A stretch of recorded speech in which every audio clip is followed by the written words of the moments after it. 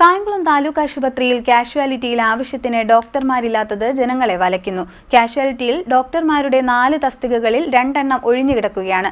തസ്തികകൾ 8 ഉയർത്തണമെന്ന ആവശ്യം നിലനിൽക്കുമ്പോഴാണ് ഈ അവസ്ഥ. പനിയും മറ്റു പകർച്ചവ്യാധികളും അതിവേഗം പടർന്നുപിടിക്കുന്ന സാഹചര്യത്തിലാണ് ഡോക്ടർമാരുടെ ക്ഷാമം ആശുപത്രിയെ അവശനിലയിലാക്കുന്നത്. കായംകുളം താലൂക്ക് ആശുപത്രിയിലെ കാഷ്വാലിറ്റിയിൽ ആവശ്യത്തിന് ഡോക്ടർമാരില്ലാത്തത് ജനങ്ങളെ വലയ്ക്കുന്നു. ജനറൽ ആശുപത്രിയായിരുന്ന കാലത്തുണ്ടായിരുന്ന അതേ 4 CMO തസ്തികകൾ തന്നെയാണ് ഇപ്പോഴുമുള്ളത്.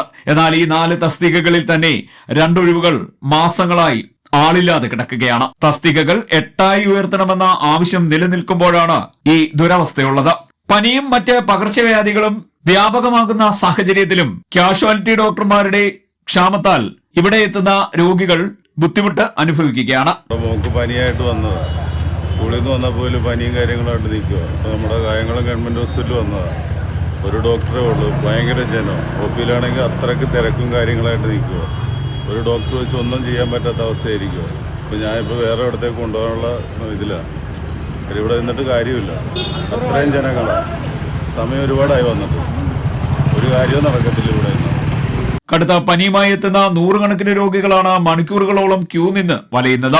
ഗ്രേഡ് ഉയർത്തി താലൂക്ക് ആശുപത്രിയാക്കിയിട്ടും കായംകുളം താലൂക്ക് ആശുപത്രിക്ക് അതനുസരിച്ച് കാഷ്വാലിറ്റി മെഡിക്കൽ ഓഫീസർമാരുടെ തസ്തികകൾ വർദ്ധിപ്പിക്കുവാൻ അധികൃതർ തയ്യാറായില്ല.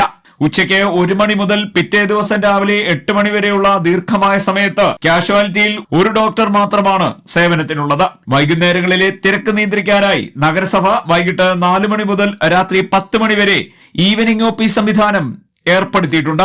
എന്നാൽ ഇവിടെ 2 ഡോക്ടർമാരെ നിയമിച്ചിട്ടുണ്ടെന്നാണ് കണക്കെങ്കിലും നിലവിൽ ഒരു ഡോക്ടറുടെ തസ്തിക ഇവിടെയും ഒഴിവാണ്.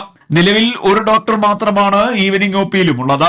ഇതുമൂലം വൻ തിരക്കുള്ള വൈകുന്നേരങ്ങളിൽ ഒരേ സമയം ഡോക്ടർമാരുടെ സേവനം പൂർണ്ണമായും ലഭ്യമാകാതെ നഗരസഭയുടെ താൽക്കാലിക സംവിധാനവും നിഷ്ക്രിയമാകുന്നു. ദേശീയപാതയും KP റോഡും കടന്നുപോകുന്ന മേഖലയാണ് കായംകുളം എന്നതിനാൽ വലിയ റോഡപകടങ്ങളിൽ പെടുന്നവരെയും തീരദേശ ഗ്രാമീണ മേഖലകളിൽ നിന്നുള്ള അടിയന്തര കേസുകളും ആദ്യം എത്തിക്കുന്നത് കായംകുളത്താണ്.